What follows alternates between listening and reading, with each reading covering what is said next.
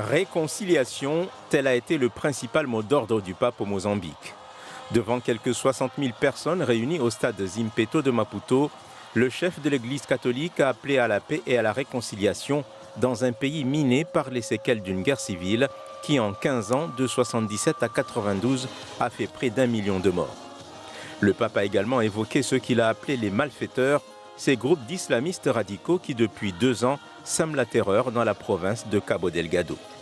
Alors que d'énormes gisements de gaz devraient sortir le Mozambique de la pauvreté, le Saint-Père a appelé les dirigeants à mettre les richesses du pays au service de tous. C'est avec la même ferveur que les Malgaches accueillent le pape François. Dans une grande messe qui, le 8 septembre, réunit 1 million de personnes, le souverain pontife dénonce la culture du privilège et de l'exclusion. Dans l'un des pays les plus déshérités au monde, le pape fustige la corruption et le népotisme. La pauvreté n'est pas une fatalité, lance le Saint-Père. Un des temps forts de cette visite, le passage dans la cité d'Akamasu, grâce à laquelle son fondateur, le père Pedro Peca, a réussi à sortir des milliers de personnes de la misère.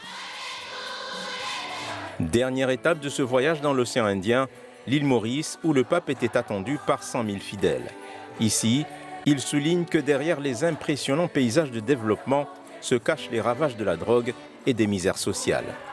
Durant ce périple de 7 jours, le pape est allé partout à la rencontre des plus pauvres, tout en rappelant l'importance de préserver les ressources naturelles de la planète.